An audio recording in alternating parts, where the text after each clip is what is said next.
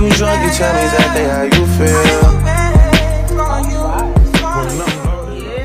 Yeah. So we back, y'all, for a whole nother episode. Hey, we back. So what are we talking about today?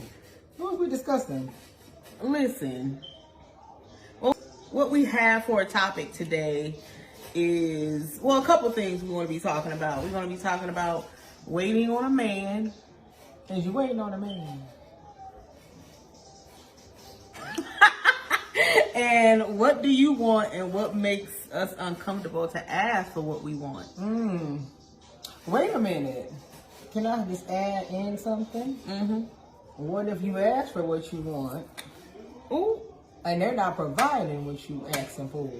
I was about to write that down, y'all. Let me just go ahead. What if you ask for what you want? And what else? They not providing. They say they don't give it to you. They don't give it what you want. Let me tell you something. I, in my mind, went to a different direction, but not far away from this, because I couldn't veer away from this. But I went to how the expectation for provision is not usually spoken either. What do you mean? Like, people don't talk about what they really want in a mate. Like, do you want somebody who's going to provide, right? So of course, don't mean provide. I know what you mean. Okay, I was going to go back to that. Okay. To what you said originally, and I know that's not what you meant. Okay. But what I'm saying, and it is in relation to provision. Like, I want to be provided for this way. So your provision could be something that you value, or something that you find like, I want this, I gotta have this. This is what makes me feel complete or happy in relationships. Is somebody who's funny, right? We got to be laughing because I am a natural comedian too, and I like to joke. We joke. Me and my husband got like the craziest sense of humor, so we mesh really well together. We like, all we do is laugh. Right. So that goes along with like getting or asking for what you want, you know, and accepting that that's what you want too, right? Like, I want somebody that's gonna make me laugh. I want to be rolling every day, because this world, boy, until you can do these some doozies, you crying every day. Well, you gotta laugh to keep from crying. So that's better than that. Oh, that was funny. So going back, we was talking, or when we introduced our topic of waiting on a man. How many of y'all have waited on a man? I'll wait. Let me just tell you about me waiting on a man, y'all. And it wasn't my husband. I wasn't waiting on him. I had snagged him and had him first night, show did. I'll tell y'all about that later. That's another story. I had him from day one in real life. Yes, but I have waited. But I was waiting on somebody else's man. Y'all want to go there? Or is that too early for to get to know me? I done that. So I don't know if I would let y'all in my business there this early yet. We comfortable, but I don't know if I know y'all that well yet. But I can tell y'all, you might have to wait. But to answer your question, I waited. I called myself waiting.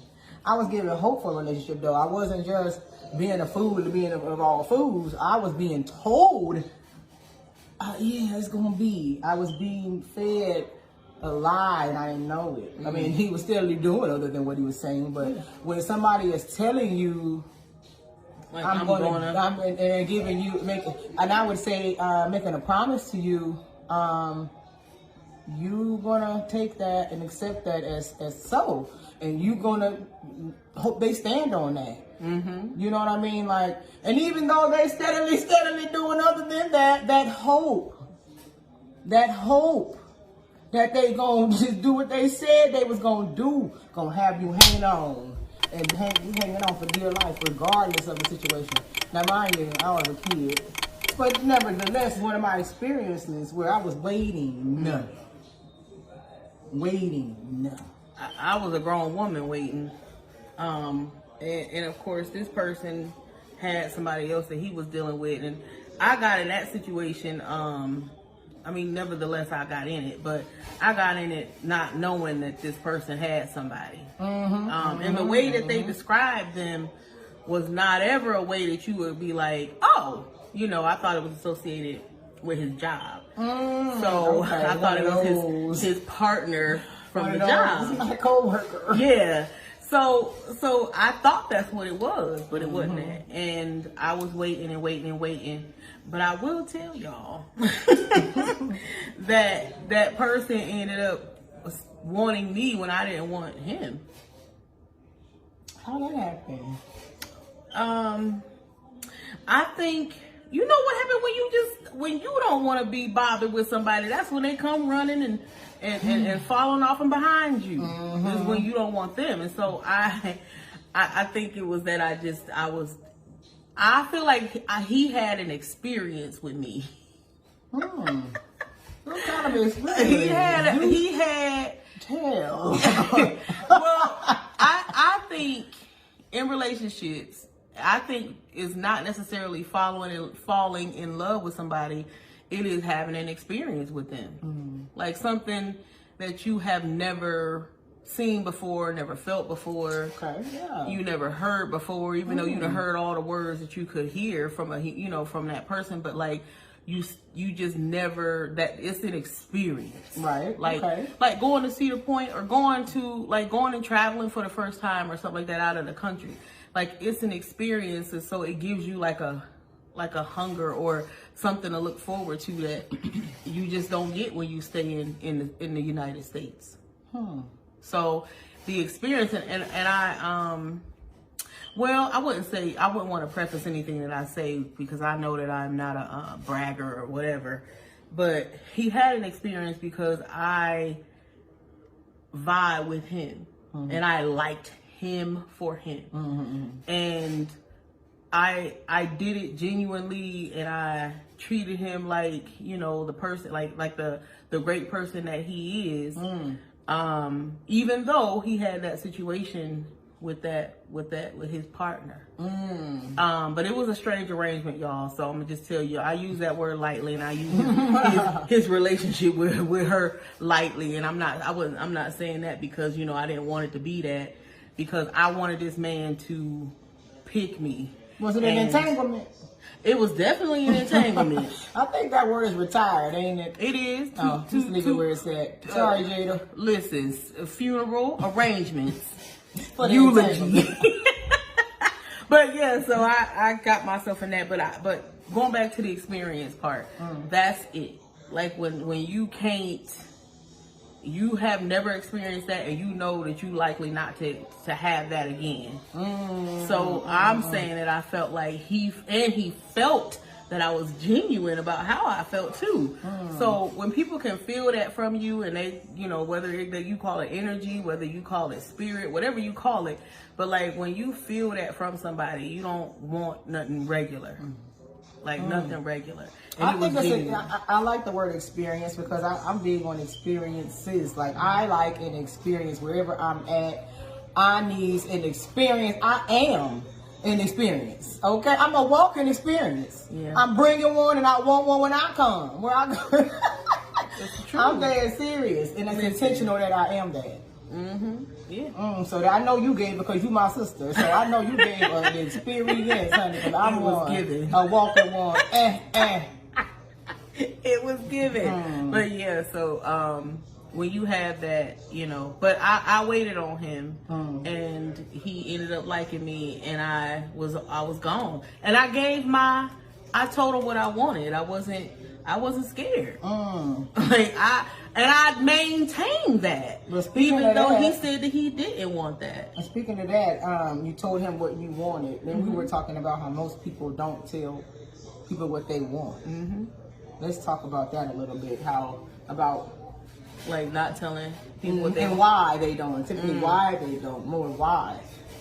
We talk about how they don't, but why. Well, we were talking a little bit about this earlier, and it's because they don't either have in their mind their worth, or they have very little worth. And it's usually one or the other. It's usually not anything in between, because for the most part, you'll see that anybody who has issues with their worth and identifying it, that they miss out on so many opportunities because they don't say what they want.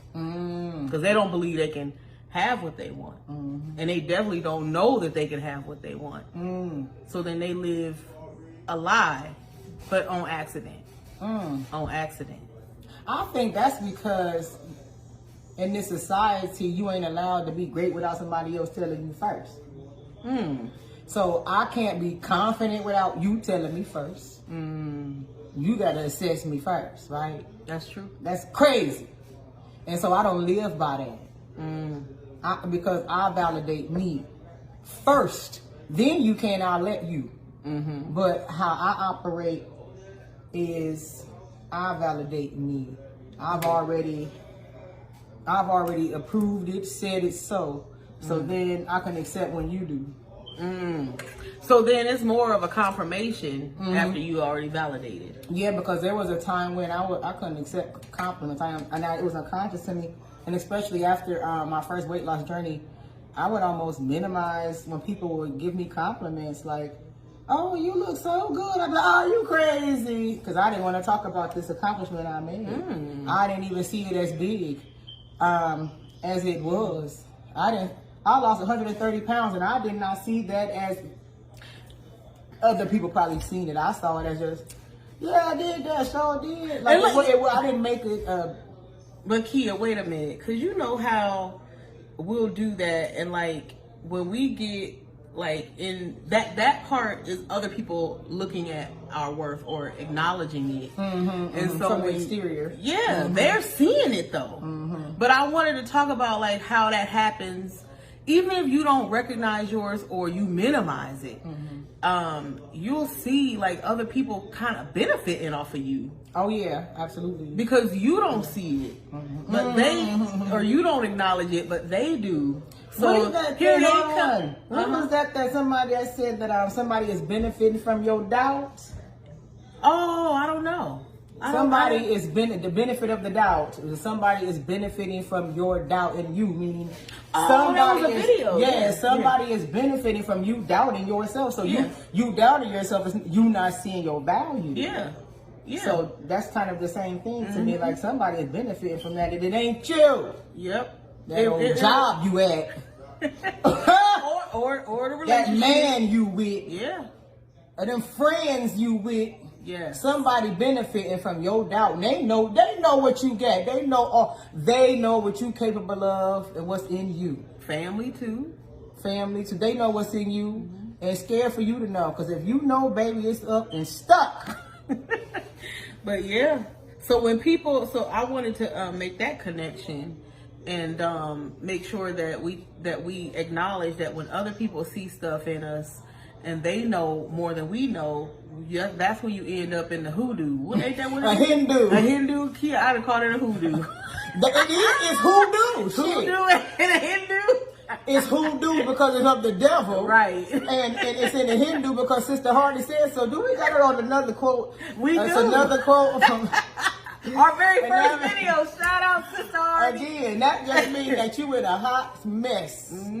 Up Skid Road, Schitt's Creek without a paddle. Right. In a Hindu. Right. That's what she said. So that's what that means. Yeah. And it, like when you think about it, like what happens when sometimes even when we get angry about stuff that maybe we feel like we are in a quandary of some kind that involves our worth. And what happens when we get angry is we're starting to actually feel that. Like we start to feel that we have worth, and you start to be mindful of it, but it's not necessarily a mindfulness that you are perceiving that. Like it is the beginnings of an awakening to your worth.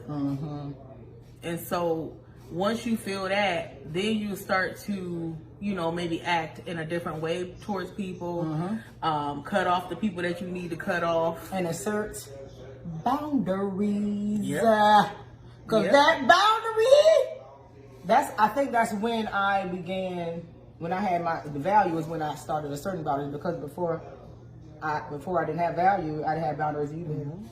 No, well, with certain things, but now it's everything. But with certain things I did, but for the most part, I didn't. Especially when it came to some old man.